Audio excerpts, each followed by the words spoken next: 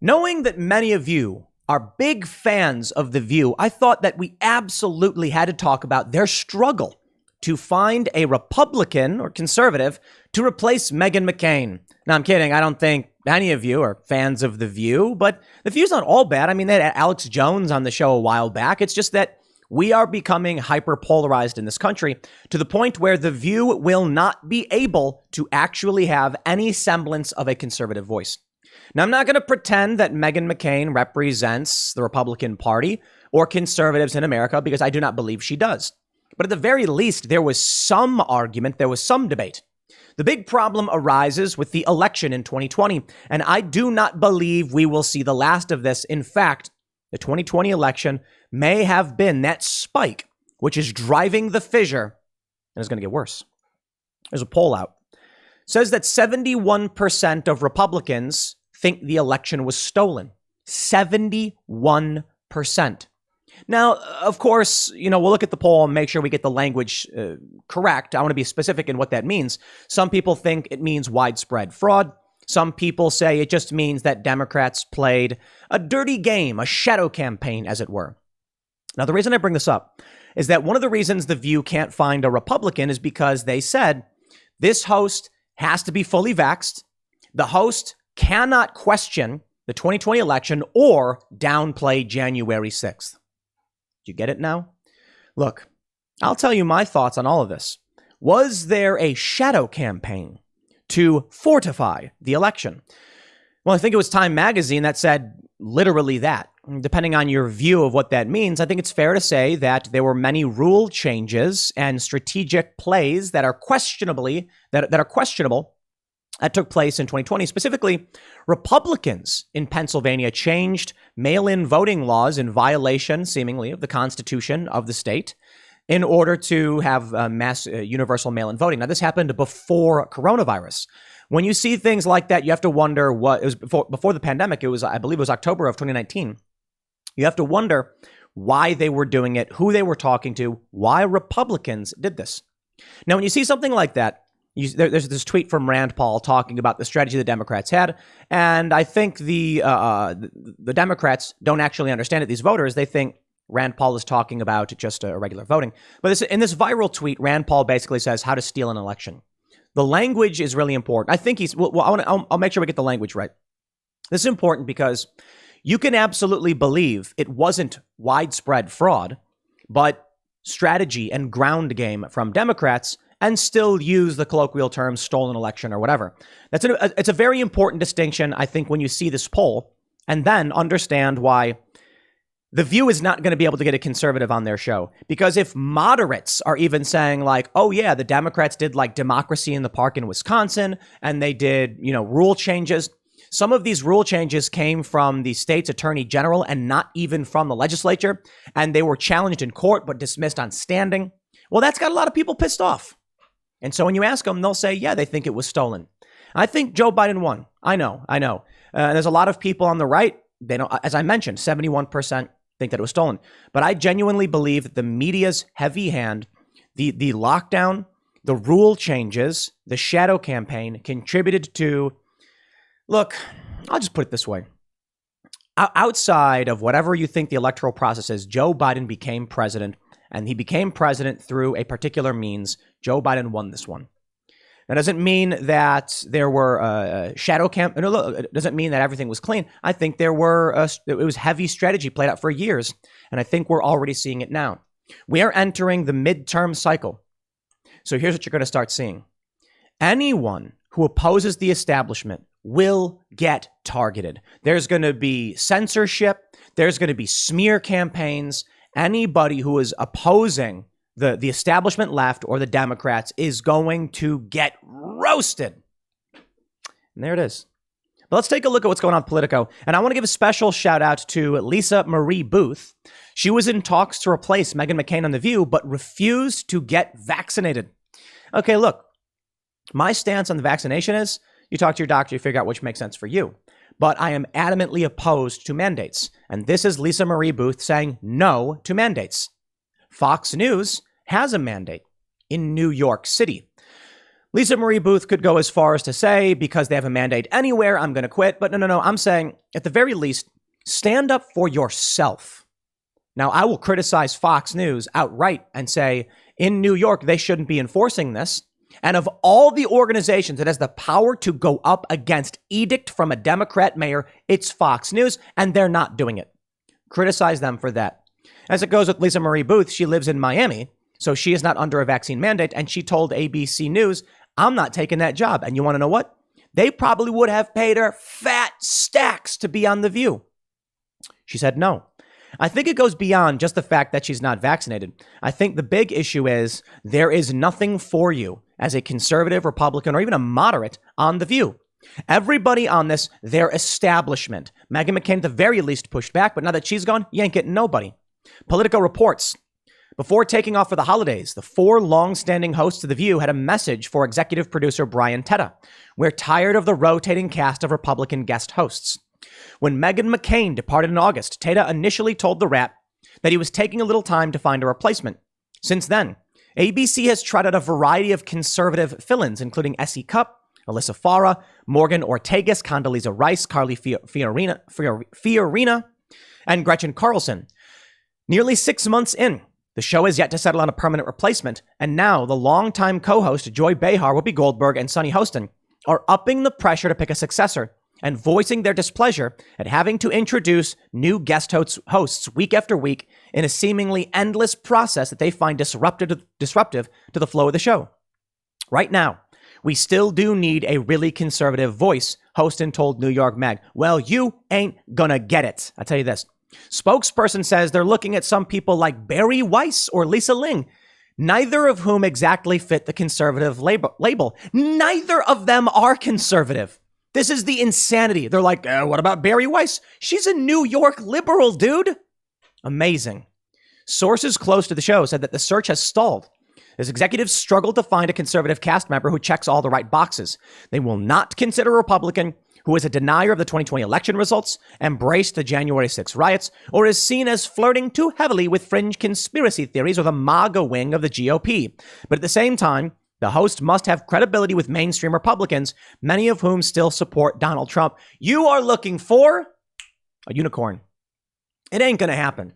A conservative personality that has the support of mainstream Republicans, which is the MAGA wing of the GOP, who is going to come out and say what you want as it pertains to 2020 and what you want as it pertains to January 6th. You ain't gonna get it. Probably why Meghan McCain was like, I'm out, dude. This is crazy. The 2020 election, in my opinion, is a spike driven into the ground, which is creating that fissure. We are going to see this country split. We already are seeing it split. And we have this story from yesterday. A third of Americans questioning the legitimacy of Biden victory nearly a year since January 6th. A third of the entire country is questioning the election. That's scary to me. That is worrisome to me. But take a look at this.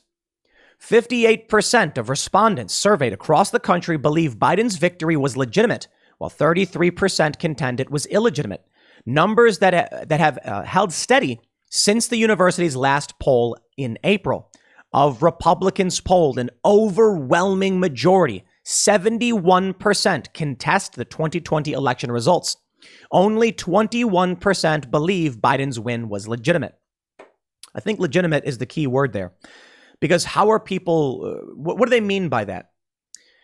I don't think that there was, this is tough. I don't think that there was widespread fraud in the sense that many of the conspiracy theories believe. And this is, I'm not saying that as a pejorative. I mean, there are a lot of people who think that there was machines being hacked and shipped to China or Venezuela, shootouts in Germany. I don't think any of that happened. I'll tell you exactly what I think happened. I think two big things. Democrats and establishment Republicans, a year before the election, started enacting rule changes that they knew would be favorable to them. This was reported on by Time magazine. It means that there was mail-in voting. It means that there was mass campaigns. It means there was democracy in the park. According to PolitiFact, which is a left-leaning political fact checker, they said democracy in the park is in a gray area because ballot harvesting is not necessarily legal or illegal in Wisconsin. So you have Republicans saying it is illegal ballot harvesting, and you have Democrats saying we were just telling people to drop off their ballots. The problem is the right is going to say you can't do that, and the left is going to say yes, you can. And depending on which side you fall in, you'll agree with one or the other for the most part. I'm not here to tell you what to believe, in that capacity, other than there legitimately was ground game Republicans didn't have. There was mass COVID lockdowns. Donald Trump, he was doing really well when he was speaking to the public on TV, but I think the media slamming Trump all day, every day, combined with the removal of sports and movies, and people were just sitting there watching the TV, hearing about how bad Trump was a major contributing factor into why Trump lost the election, even though he gained 10 million more votes. I think there are dirty political games afoot, but that's true every year. This year, the Democrats, I think, absolutely were well prepared in advance, and Republicans didn't see it coming. The best example of all of this, in my opinion, is Pennsylvania. Republicans creating universal mail-in voting, even though a lower court judge said likely violated the Constitution of that state. I'll tell you another big play. Republicans got to understand that you need to convince people to vote. You see what happens in Georgia. This is the main point. Look, we can have a debate over. I've talked with Steve Bannon and Matt Braynard and many people about what they think happened in the 2020 election. I will just say this: people need to be encouraged to vote. We need to vote at the state level. We need to vote for school board, state reps, state senators, governors, mayors, etc., comptrollers, whatever. And in the primaries. And I fear that if people keep pushing the narrative that all is lost, you're going to get Georgia all over again. The midterms are coming, and we have to make sure we do everything in our power to tell people vote for freedom, vote out the incumbents, take control of this country. Your vote matters. That's what's important.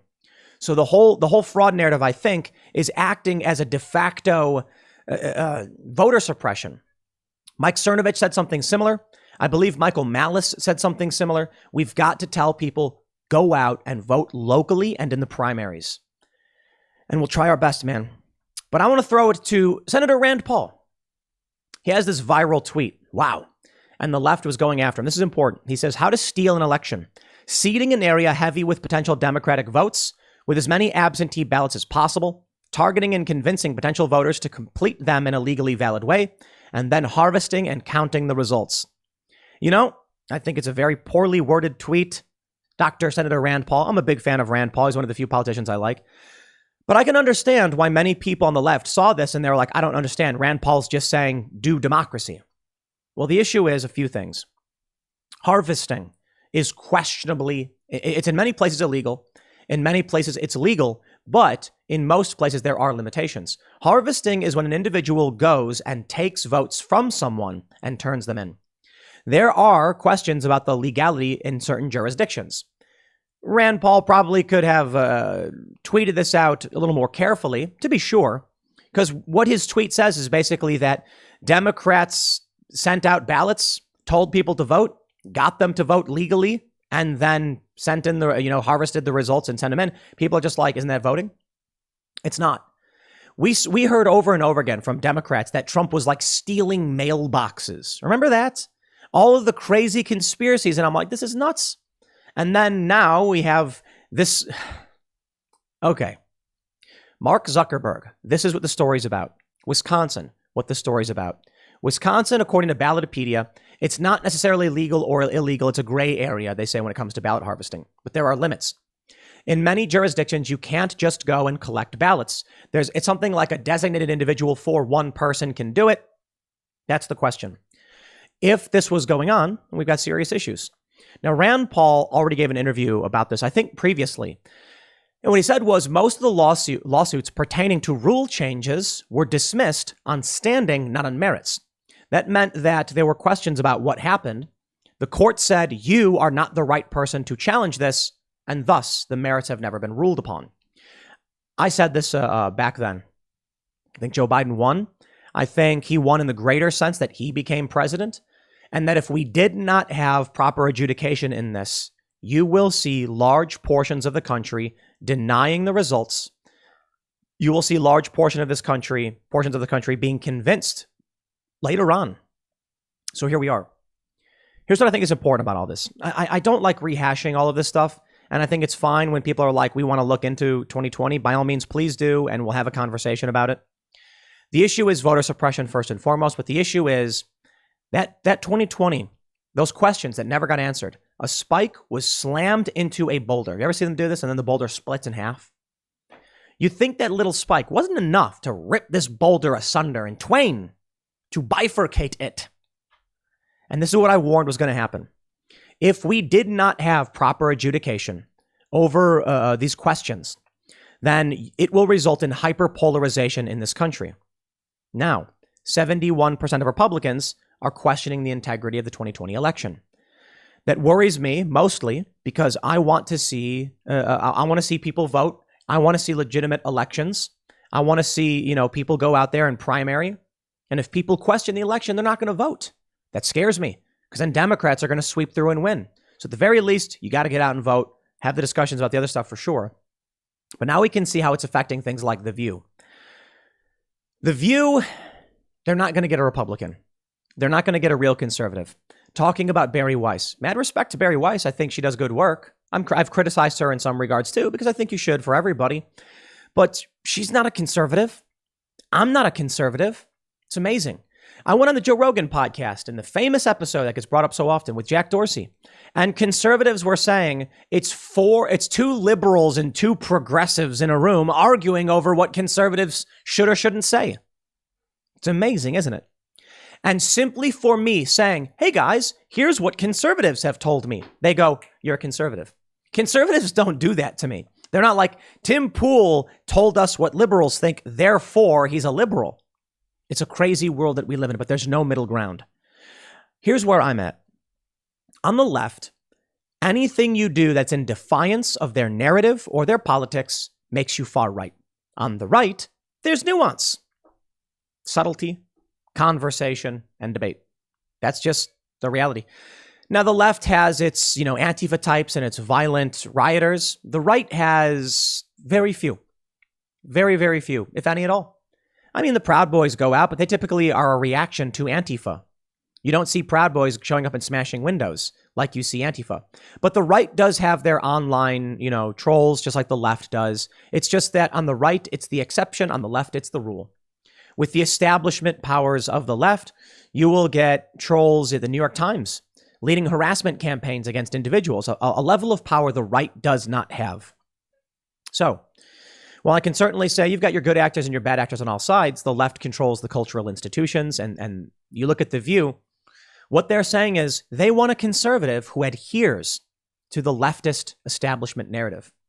And I don't mean left as in socialist, I mean the overarching left. Because you do get these progressives supporting Democratic politicians. They want a unicorn. I think this country is getting divided further and further. I believe that what's happening on The View is just another symptom of the divide being so intense. And where does it lead us? You know what I think. I think there's going to be major conflict. But I'll put it this way. If the right can't react the same way the left reacts, the reactionary left, they're very reactionary. That means they oppose reforms and revolution. Then the right's going to lose. And I will expand upon this. The left is absolutely willing to go scorched earth, stand behind some of those vile people, and they revel in the hypocrisy. I think it was James Lindsay who posted this saying that the hypocrisy of the left that you see in the media especially is it's them flouting the norms. It's them flaunting. They're telling you they can say two different things at the same time and people will still follow them blindly for tribal reasons. The right doesn't do that. And with respect, the right doesn't do that. I mean, you should call people out and criticize people when they're bad people and not tolerate bad people. But what I mean to say is there's not the same level of organizational power on the right. You will see it's just not there. The right is like right now a disparate group of various factions. The right, whatever that means. You've got moderates, libertarians, disaffected liberal, post-liberal, conservative, whatever you want to call it, traditionalists. And they all have varying viewpoints and they argue with each other. So when something happens, like, so if there's like a right-wing dude who punches somebody, no one on the right's going to get behind that person. They're going to say it goes against my principles and you're wrong for doing it. On the left, when Antifa firebombs cities and kills people, like that guy in Portland did, the BLM activist, then what do they get? They bail them out. Kamala Harris raises money to bail them out. Staffers from the Biden campaign bail them out. Yeah, I don't look in some regards. You'll see right-wing individuals trying to support right-wing individuals for sure, like the January 6th rioters and protesters. Many of these people are getting support. Not nearly enough, though. If Antifa was arrested on January 6th, the way the right was, all hell would break loose, and we did see this. January 20th, 2017. I was there on the ground. Smashing windows, setting cars on fire, extreme violence throughout D.C. And it was because Donald Trump was being inaugurated. And when the police arrested this large group, the people all got released within the next day. Hundreds of people wearing all black clad, smashing windows, flipping garbage cans, setting cars on fire, fighting people in the streets. And what happened? The D.C. police called it a conspiracy, arrested everybody. Almost all of them got released and charges dismissed. Now, I'll be real with you. The people on January 6th who did storm the Capitol, well, that's worse than just smashing windows and flipping garbage cans. But there were people who were simply trespassing because the police opened the door for them and they walked in bumbling and confused, and they're going to prison. Some of these people are going to jail. What about Antifa? Nope. They can smash up windows, run through the streets, and wreak havoc because the right doesn't have the same level of coordinated collectivism. Makes sense. Individualists probably don't. So I think if the right can't figure that out, and I don't mean disrespectful, I mean if they need to solve for that problem, then there's a chance the right is going to lose. That being said, moderates, independent voters favor Republicans 2-1 in the midterms. So here's what you need to understand. It is going to get brutal. Anyone who's an anti-establishment voice will get eviscerated. They'll come for my channel. They'll come for yours. They'll come for your job because it's getting nasty in this country. They're not going to allow a red wave. They can't. And so naturally, for redistricting reasons and for what's happening in this country, there's a good chance of a red tsunami. And then what happens after that? Republicans are already saying they're going to move in for revenge. So do you think Democrat establishment elites and their allies are going to allow this? I think we're going to see some dirty games, my friend. People who, moderate liberal types especially, the apostates, people who were liberal and are now supporting Trump or the right or the populist right, they will do everything to prevent that. They don't want people who are on the left to feel safe supporting conservatives. This is always the big thing. Always the big thing. You will have someone who is like, I'm not okay with what's going on the left, and they're a liberal, but they want that fear. We'll cancel you. We'll take your job. You will be excised from society. And that's what Republicans need. Republicans need the independent voters to be strong and fearless. So you got to be careful. Moving into this next year, there's going to be, I think it's going to be absolutely brutal. You think 2020 was bad? Wait till you see what happens next. We said it in 2018. The censorship, the smears. 2020, 2022, and it'll get even worse up to 2024. So I hope you're all ready. I hope you are of strong will and mental fortitude, and you're ready to accept that at your job, people are going to accuse you of the worst possible things, that this country is going to be ripped asunder. They're going to put some Republican on The View who's not really conservative, like Adam Kinzinger. Not him specifically, but, Liz Cheney. That's what you'll get. And then you're going to look at this and be like, that does not represent anything about the Republican Party. Not anymore, at least. Because it's the party of Trump. This is where we're headed. I'll leave it there. Next segment's coming up at 1 p.m. on this channel. Thanks for hanging out, and I'll see you all then.